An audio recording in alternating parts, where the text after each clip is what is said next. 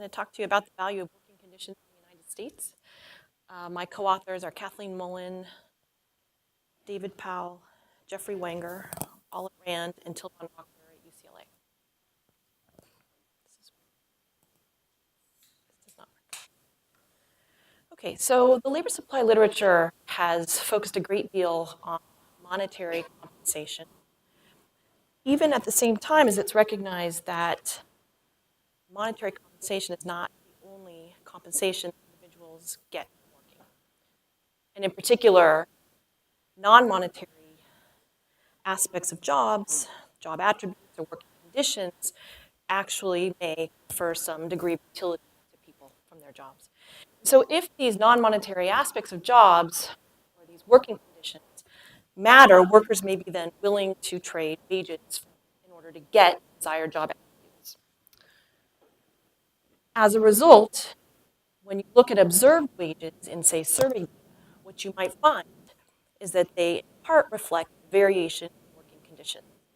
And even further, when we construct measures of wage differentials or wage inequality, these could be distorted by any systematic offsets between the values people place on job amenities and their wages.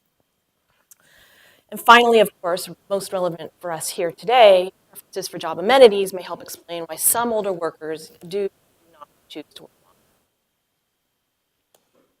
longer. So empirically, it is very difficult to identify willingness to pay for job amenities or compensating differentials from observational. And there are a variety of reasons, but some of the major reasons include the fact that we, the analysts, rarely have full information about the choice set at hand, and thus we don't observe the actual trade-offs that people are making when they take one job instead of another job. In addition, labor market frictions might prevent people from revealing their preference to us for jobs with particular attributes. In other words, they might not be able to achieve a transition to a preferred job just because of difficulties in the labor market. And further, observed wages are equilibrium outcomes. Mike seems to be going a little crazy. As I was saying, okay, so we have labor market frictions, but we also have the fact that observed wages are just equilibrium outcomes. They don't just tell us about the preferences of workers for different jobs or jobs with particular attributes, but they also reflect firm level decisions. Okay, so that's not going to be all that helpful. And then finally, and this is really the issue that dogged the compensating differentials literature for a very long time, is that job attributes are often correlated with unobserved determinants of wages. Okay, and this creates non-causal correlations between wages and job amenities that, again, don't reflect the actual trade-offs that were actually made. So we're going to take a different kind of approach here, and this is called a stated preference approach. And what we're going to do is ask survey respondents to choose between two hypothetical jobs. The jobs will have randomly assigned differences in wages and in non-wage attributes. And then this will give to us a set of choice data from which we can estimate willingness to pay measures. Okay? These willingness to pay measures, we can then draw contrasts between them by gender, by age, by race, education, and even wage quintiles across the wage distribution. With these willingness to pay measures in hand, we can then adjust observed wages to account for the incidence of these different job attributes, and then reevaluate wage differentials or wage inequality. The approach has a number of advantages, and given the long list of issues with measuring compensating differentials or preferences for job attributes in observational data, the two major ones are that by constructing these choice scenarios, we observe the complete choice set, every dimension of the jobs that was being offered to these individuals, and thus we see the actual trade-offs being made when they tell us which job they choose. In addition, the second big advantage is that randomization of job attributes and of choice pairs across individuals completely breaks that correlation between unobservable characteristics and the kinds of jobs that people sort into. It also has some limitations. The first is salience. What does this tell us about the actual transitions that people might make? What if we show people job possibilities that are completely outside the realm of possibility for them? It may not feel real to them. And then a third issue could be attention. And here you might wonder, well, were respondents paying attention? Did they actually give us good answers, describing what their stated preference would actually be? Okay, so we used the Rand American Life panel. We had a sample of 2,700 respondents. And the experiments proceeded as follows. First, we asked the respondents about their current job, or if they weren't working, we asked them about their most recent job. Okay? Then we showed them 2 hypothetical jobs, and in each of these job pairs, 2 attributes were varying, and the wage was also randomly varying. Okay? The respondents were then asked to select which job they prefer. In addition to increased salience, the randomization was anchored around kind of a baseline job that reflected the respondents' either their current or their most recent job. And we began randomization around that in most cases, not all cases. And then in total, each respondent evaluated 10 choice pairs. So in the end, we wind up with 27,000 data points, on 10 per 2,700 individuals. And then finally, we can take this choice data, fit logistic regression models to it, estimate choice parameters, and form willingness to pay estimates for each job attribute. I'll show you more about that in a moment. So these were the job attributes that we included in the experiments. And this was based on endless and endless meetings, trying to think through what should be on this list. Of course, you can't have 20, 30 things. It would just be too hard to evaluate the jobs. And of course, reviewing the literature and not just the literature in economics, in fact, largely the literature outside of economics to understand more about what people care about. So the list was schedule flexibility, the ability to work remotely or from another place of your choosing, physical demands, the pace of work, autonomy at work, whether you get paid time off, that could be either sick leave or vacation leave. Working with others, okay, so the social dimension of work, but in particular we're going to focus on work in teams. Skills training, and then this idea of meaning in work. Also the subject of countless hours of meetings, trying to figure out how do you quantitatively operationalize the idea of meaning from work. And so, as you'll see here, we operationalize this in terms of whether or not your job gives you opportunities to serve the community or society in some way. And then, of course, we have the wage or salary, depending on whether the worker was an hourly wage earner or salaried, and hours. Okay, so here's a screenshot of what the respondents actually saw. It's a little bit small, but you'll get the basic outlines here. So this is actually a screen marked by a particular individual, and if you squint, you can see that this individual told us they preferred job A. So how is this set up? We have 2 jobs, job A on the left, job B on the right, and the job attributes are provided with labels down the side, and there you see hours, control over hours, option to telecommute, etc. Now, if the respondent had a question about what we meant by option to telecommute or what we meant by independence, they could pass their mouse over that particular label and a more detailed definition would pop up. They also saw the yellow bands that you see here.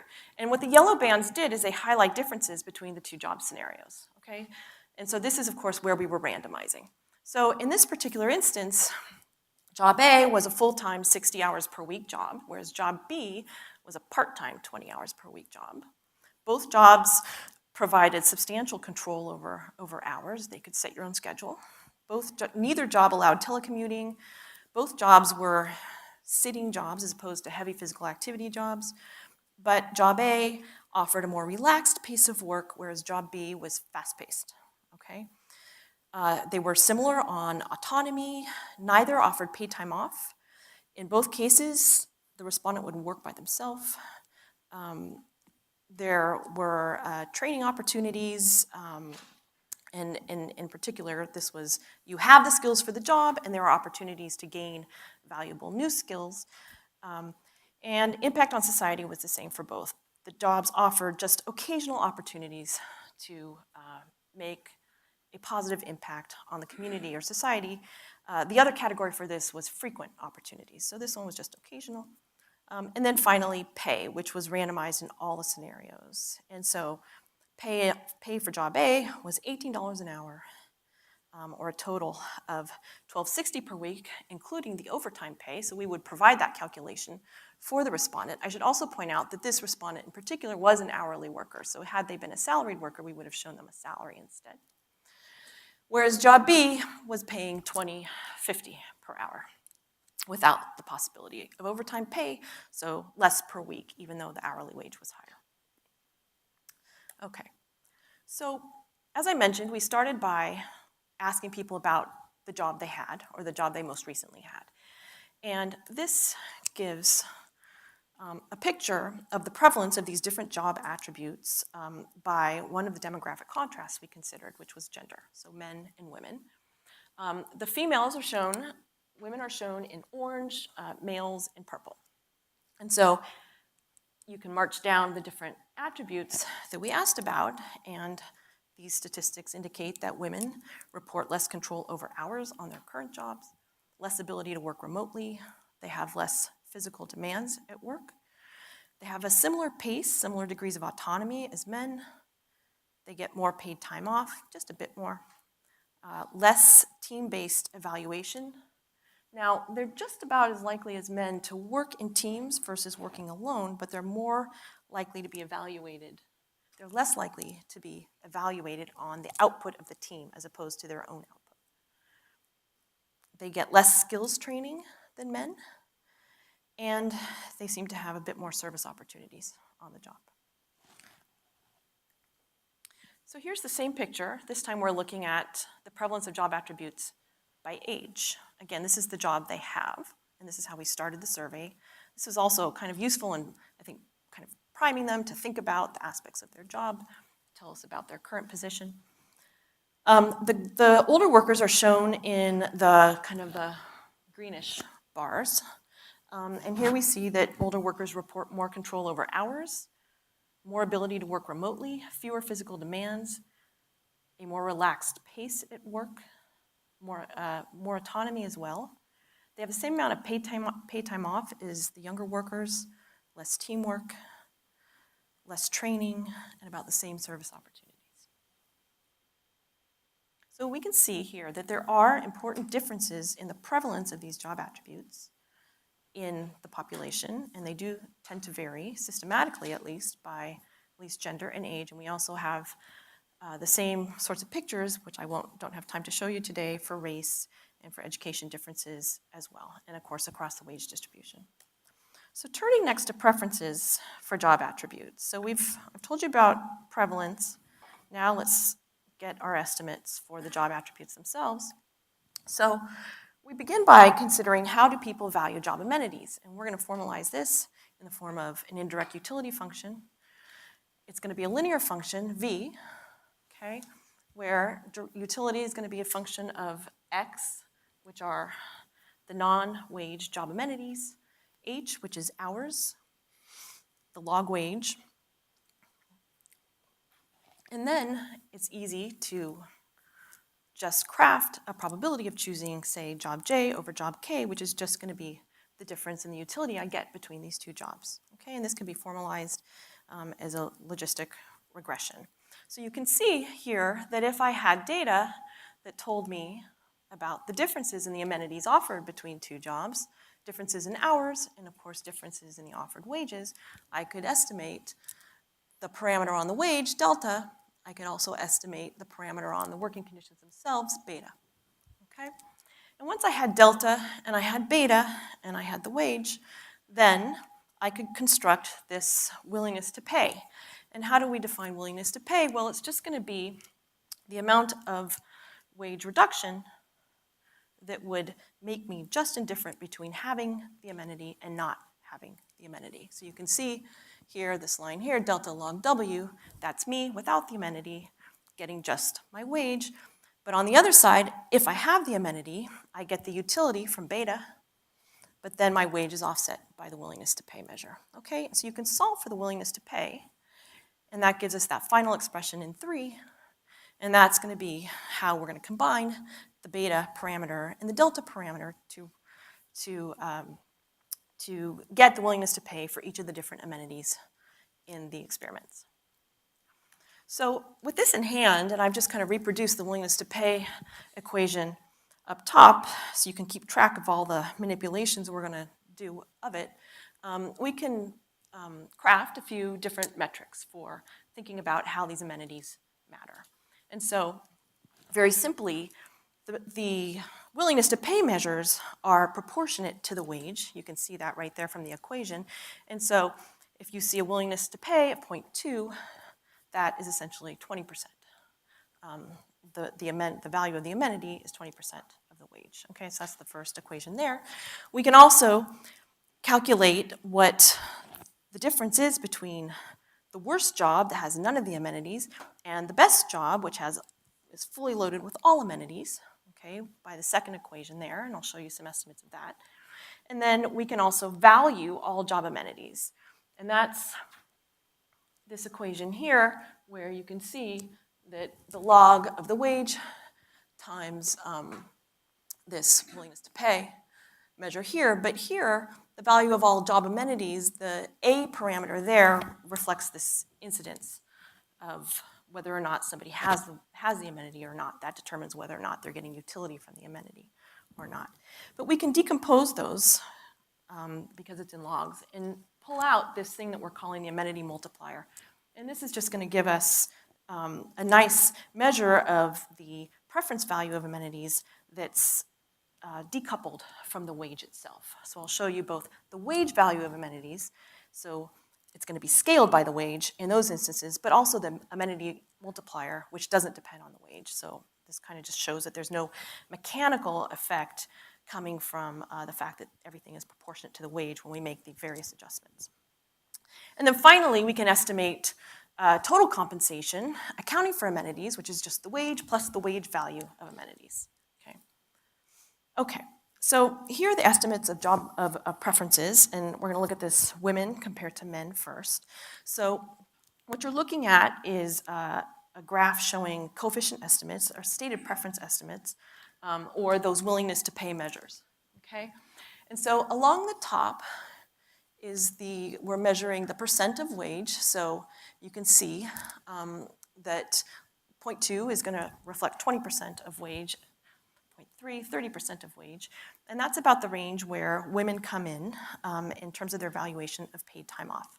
Now you might note that that seems a little bit higher than the actual wage value of 20 days of paid time off, and we can actually combine that estimate with the value of 10 days of paid time off, which is a little bit lower, but again, still disproportionately preferred by women compared to men, and kind of decompose that into an insurance value for paid time off. That is the job protection you get from being able to take time off without the risk of losing your job, and then kind of a daily rate value.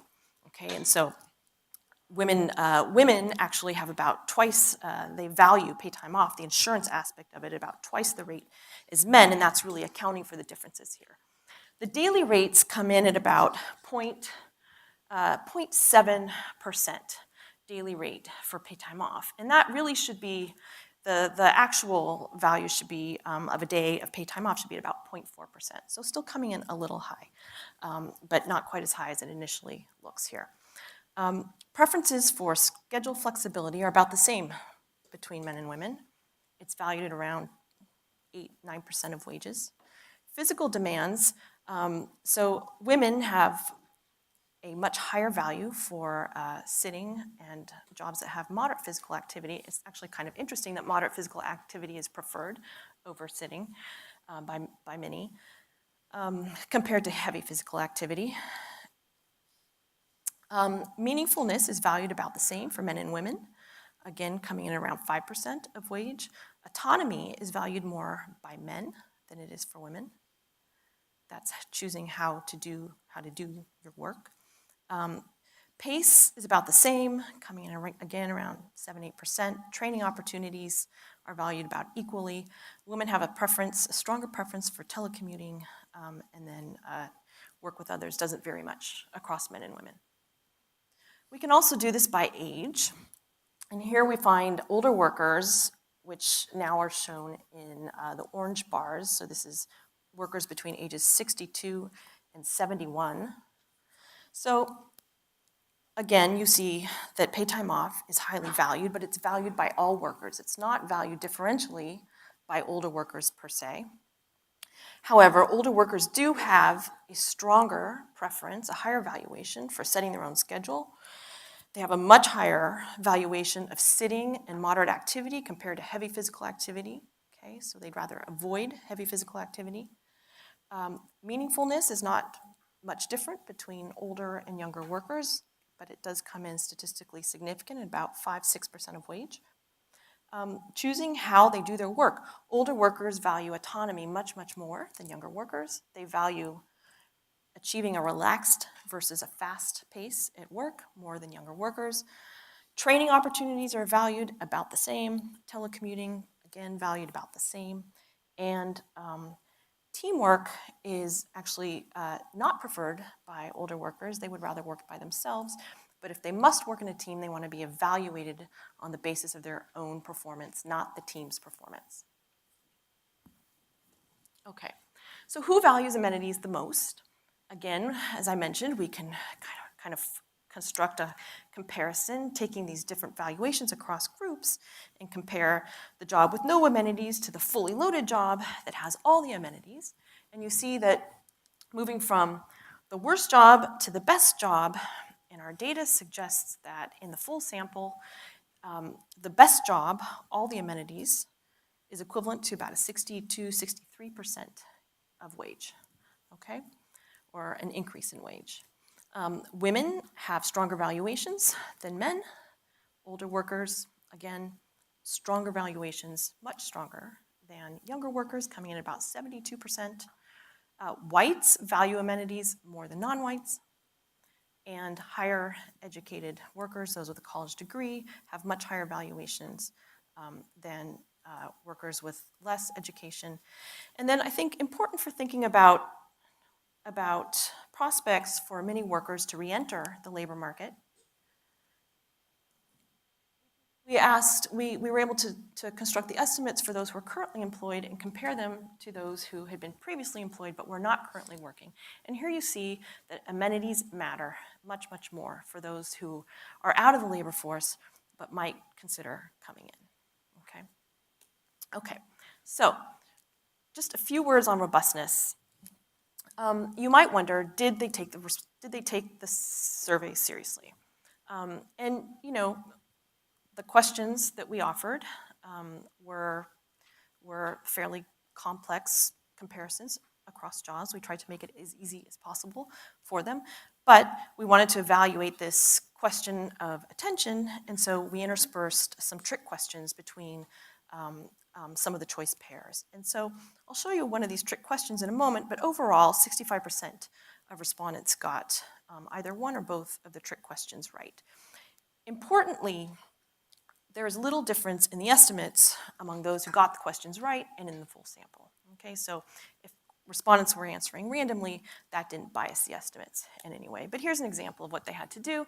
So they saw this actual screen and it says, as you've seen in this survey, we are interested in the reasons people choose to accept one job versus the other. We're also interested in whether people read questions like this carefully. To show you've read this much, please ignore the question below, select other, and write none as your answer. Thank you very much. And then it says, in thinking about possible work in the future, what's the most important reason you would choose a new job?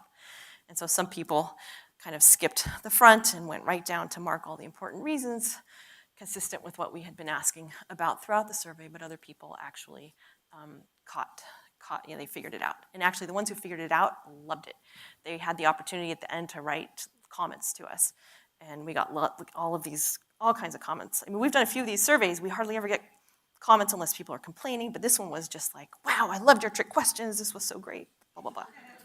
So anyway, but here's the important information, which is there's really not much difference in the valuations. Here we're just contrasting the people in green who are paying attention and then the estimates I showed you before for the full sample. Okay, so those are by and large about the same, although those paying attention, perhaps the valuation is just slightly higher.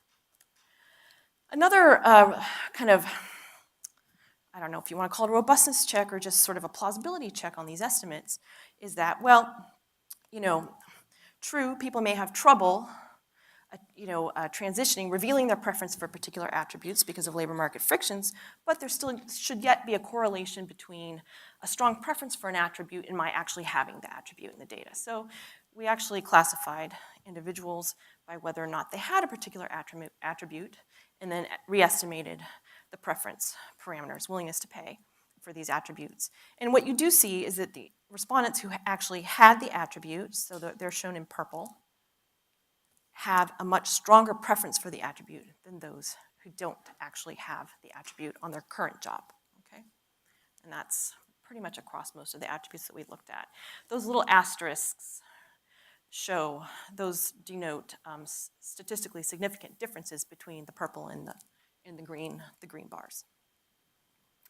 And then finally, you might wonder, well, what about, how do these stated preference, willingness to pay estimates actually compare to compensating differentials, okay? And so we could do that because we asked respondents to tell us about their jobs at the outset of the survey, and we knew their wage. We could estimate the observational compensating differential like everyone has done in the prior literature. And the takeaway from this is that we're able to kind of reproduce the exact same problems that have hindered this literature, which is compensating differentials often come in with the wrong signs. So I think all of us would agree that paid time off is a job amenity that should be valued. The stated preference estimate gets it as a positive amenity, whereas the compensating differential is coming in wildly negative. The other problem with the compensating differentials, recall, it's just the selection is just mucking up these contrasts. Higher educated workers, also, they earn more, but they also get more amenities. Another consequence of all this selection is that the standard errors are really, really big on the compensating differentials, but quite precise on the stated preference estimates. Okay. So finally, I will end with a quick look at how wage differentials change when we account for amenities. Okay. So here's the first part of this graph is just showing you the kind of standard female versus male wage difference. Women earn about 23% less than men, okay? And that's the blue bar there. Now I'm gonna add the amenity multiplier, the difference between women and men in the amenity multiplier.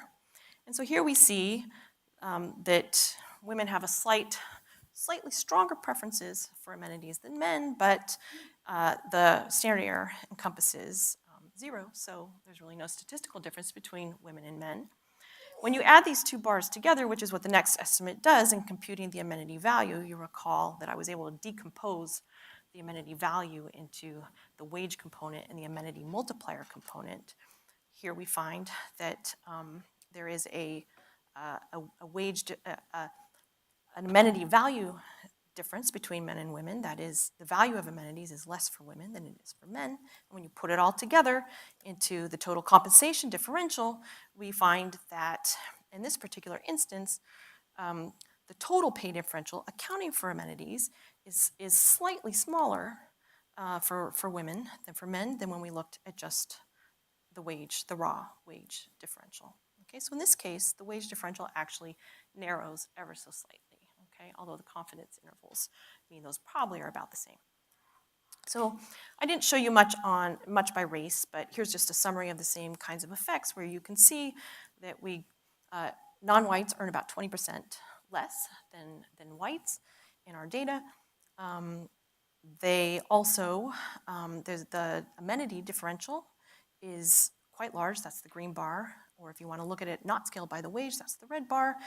And in total, once we account for amenities, the purple bar shows that the total compensation differential is actually larger than it otherwise is. Okay, so accounting for amenities actually exacerbates non-white wage gaps. Here's the education gap, same story. Compare the blue bars to the purple bars. Wage gaps actually increase when you account for amenities. And then finally, we can also look at this by age. And here we're comparing the wages of younger workers compared to older workers. Younger workers earn about 24% less than workers 50 to 71 in our data. Once we account for the amenities, and of course we're also accounting for the incidence of amenities, and those can be differential across these demographic groups, you see that that wage gap also widens. And then this is just the same as before, but here we're contrasting older workers or middle-aged workers to older workers. Same story. Okay, so with that, I'll conclude with the following observations. Working conditions do vary across demographic groups, and I didn't show you our results for the wage distribution in the interest of time, but they're in their paper if you're interested. Our willingness to pay estimates imply that job attributes appear to matter quite a lot to workers. Moving from the worst job to the best job, fully loaded with all amenities, is equivalent to about a 62% wage increase, even more for older workers. In general, older workers value amenities more than younger workers. The gender wage gap narrows when amenities are accounted for, but other gaps such as the age wage gap, race wage gap, education gaps, those widen when amenities are accounted for. Thank you. Okay, thanks. I appreciate the opportunity to be here today. As Nicole has spoken about, they're using a new survey from RAND. Much of the existing literature, as Nicole said, in the past literature, is measured at the occupation level from the Dictionary of Occupational Titles, which is an older survey, and more recently ONET.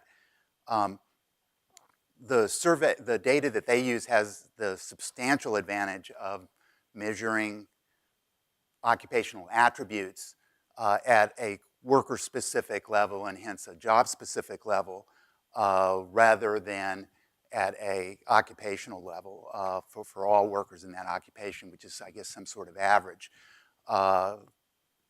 You know, that has obviously substantial advantages in that you're measuring a worker-specific attributes far more accurately. There are also disadvantages, and in particular here, the very small sample. The authors used the data in really a quite innovative way. As Nicole said, they surveyed workers' stated preferences through paired job choices and their willingness to pay for job attributes. And then they show how the preferences differ across demographic groups and with respect to pay levels. So the results are, I think, quite novel. They're interesting and generally and very believable. I was surprised by a few things, but the more I thought about it, I believed them. Okay, just some general points on compensating differentials, and this is fairly standard stuff for any of those of you who teach undergraduate labor economics. This is what you do in your classes. Compensating differentials are a core topic in economics. They have a great pedigree going back to 1776 and Adam Smith. Compensating differentials, however, provide a real puzzle for undergraduate students. You start from the thing that, contrary to theory, jobs with unpleasant characteristics are typically low paid, and vice versa. And at least in my classes, kind of a standard essay question on exam one is, was Adam Smith wrong? You know, the good students just say, Adam Smith is never wrong, and you know, that gets them at least a passing grade. Now, the standard explanations for that, you know, wrong correlation, which, as Nicole said, we see quite often, is that there's simply differences in preferences for workers, and to the extent that there's variation in preferences, that tends to mitigate wage gaps. So if everybody disliked working outside or in a physical job, that would generate a huge wage differential. But if some people prefer to be outside and others prefer for less physical jobs and to be inside, depending on the demand for those types of jobs, you might get a very tiny wage gap based on that heterogeneity in preferences. Moreover, and what that means, since for many working conditions, wage differentials can be relatively small, although we'll come back to this later. As Nicole said, some of the surveys on willingness to pay suggest that they are quite large, and I'll come back to that point. But as long as there's that heterogeneity in preferences, that can mitigate a lot of differences depending on what the demand are for those types of jobs. And then finally, low skill workers tend to have jobs with fewer amenities and more demanding working conditions. And that negative correlation often produces then the wrong signs in a typical wage regression. And one of the papers Nicole cited, which was always one of my favorite papers, the title was Adam Smith Right After All, and that was in the very first volume of the 1983 Journal of Labor Economics. Sadly, I still have the paper copy of that in my in my office. My wife has made it clear that when I retire, that's related to this conference, that none of that is coming home. So, okay, and well, the point of making that is a typical way of trying to get the right sign on these things is simply to do some sort of wage differencing, or if you have a long panel, simply do person fixed effects. And when you do that, that usually at least gets the signs right, but we can't really regard those as the actual prices, which is one of the points Nicole is making. Okay, for job attribute data, standard data sets that have been used in the past have been the Dictionary of Occupational Titles, which ended in 1991, and then since 1998, ONET came out with the DOT was good in that it covered occupations at almost too refined a level, at about 12,000 occupations, and they were very hard to match, and you didn't have weights to aggregate them to census-type data. ONET has about 500 occupations that are easy to match up with public surveys, CPS, census, et cetera. So at a broader level, and they have many, many more attributes that are measured at a much better detail. So ONET has many advantages. The downside of these occupational measures is that they're averaged across all workers within a given occupation, and they don't take account of how these attributes differ across establishments, employer size, location, and the type of attributes that Nicole mentioned: education, experience, seniority, demographics, and so forth. Measuring at the occupation rather than an individual level is simply too broad. Even if you have a very finely defined job, such as, say, a window washer, that's really fine. That's the kind of thing that used to be in the DOT, not in ONET. But even on something fine like that, you're going to have very different working conditions and dangers between somebody who, say, cleans windows on a residential home versus those that do it in an urban skyscraper. When you do standard log wage equations, putting right-hand side variables on from either ONET or DOT in the past, you always get really highly positive coefficients on skill variables, but often incorrect negative coefficients on the working conditions.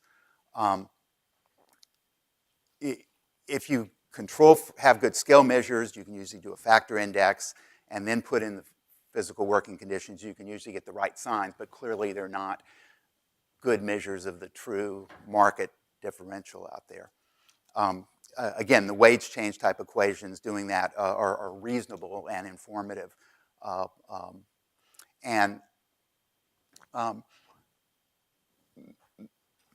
In defense, following up, I think the past literature can be informative, even if they don't get at the actual prices. So I just jotted down a few areas where I think these older studies are helpful.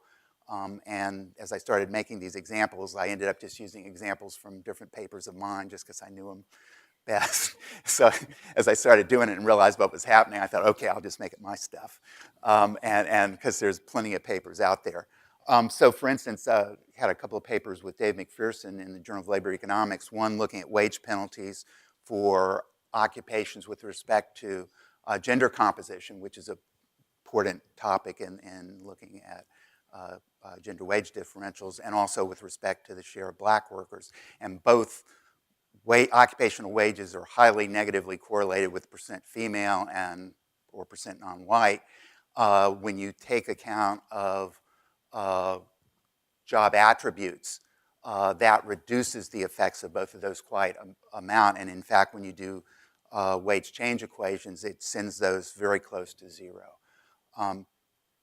Part-time wage penalties tend to be mitigated quite a bit when you account for occupational skill measures. They're not affected so much by working conditions.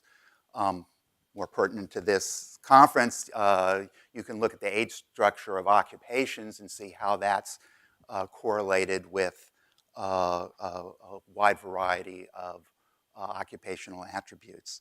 And you can, if I remember correctly, I did that quite a few years ago, the one occupation with the highest average age for workers, both men and women, were school crossing guards, which, if you think about it, that wasn't so surprising. I wouldn't have guessed that in advance.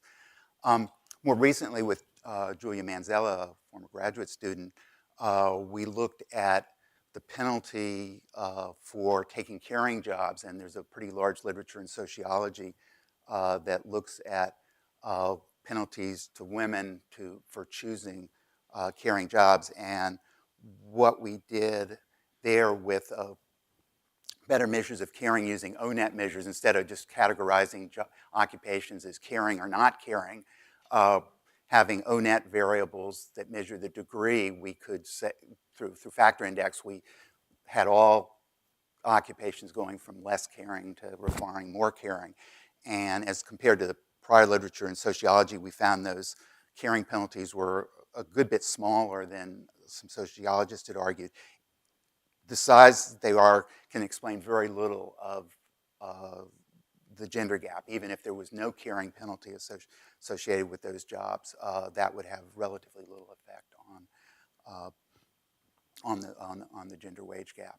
And then just everyone I've mentioned so far, accounting for these characteristics, have mitigated differentials.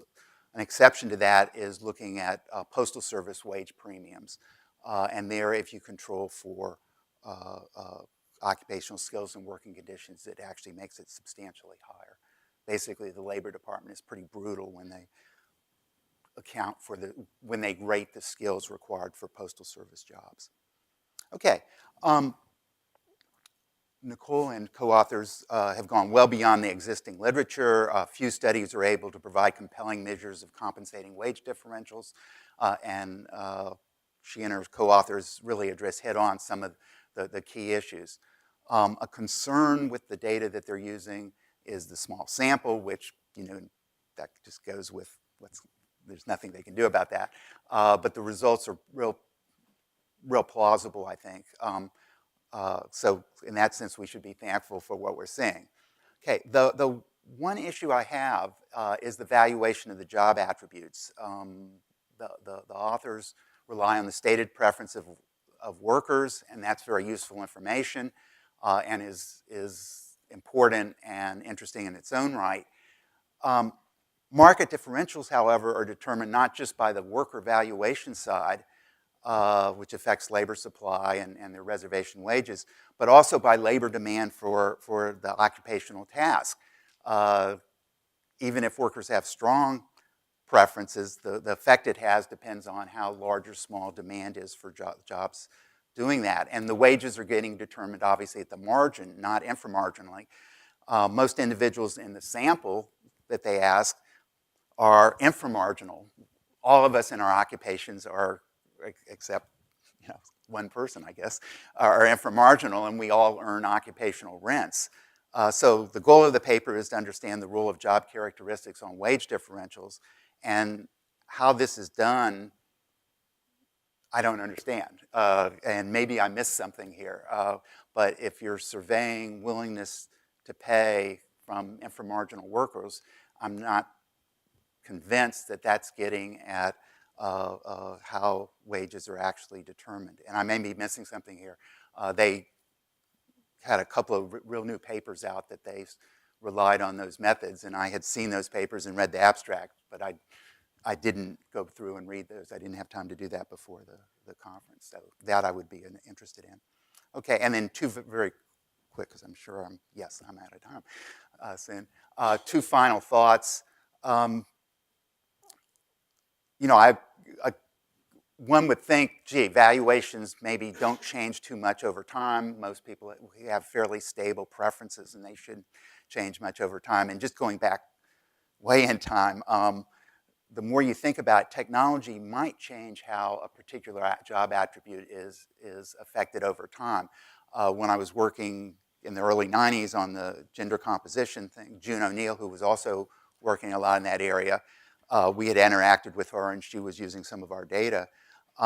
And I remember June saying that, in a phone call, which is relevant to this, saying that if she could get a single attribute measured to help explain the gender wage gap, it would be whether you had access to a telephone at your job. And the idea that she had was that mothers disproportionately have responsibility for monitoring children and staying in touch with them. And if you had a phone, you could do that while you work. Well, I always thought that was kind of a neat idea, but you know, we don't have this kind of data. But now, in thinking about this, as I was preparing these, I started thinking, well, wait a minute, that's not so important anymore. Most people have access to a smartphone, and it's relatively easy to text or call a child and monitor quite a way. So while that may have been an important variable 25 years ago, it might not be now.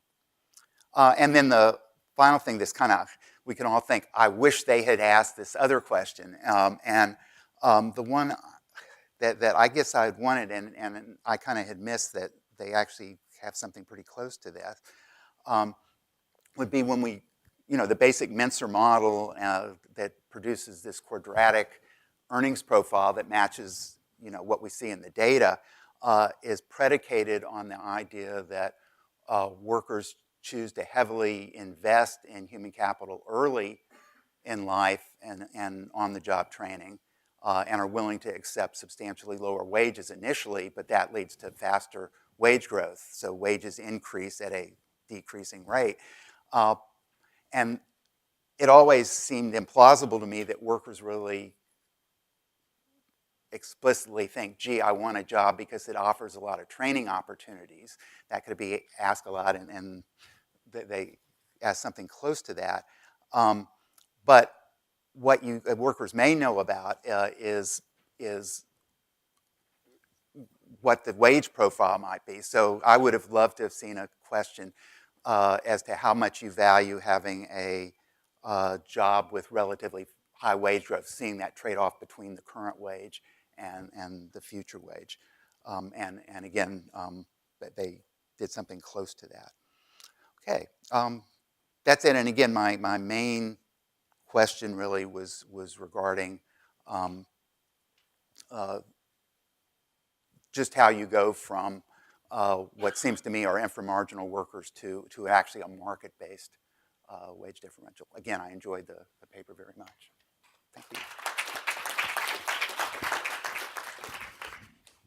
I had one question myself, and that is, when you look at the difference in the valuation of amenities from young people and older people, how can you be sure that it's age and not generation?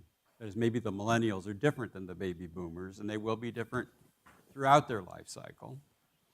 I think it's very difficult to know whether it's young versus old, or it's different generations are different. Yeah, I think that's fair. Yep.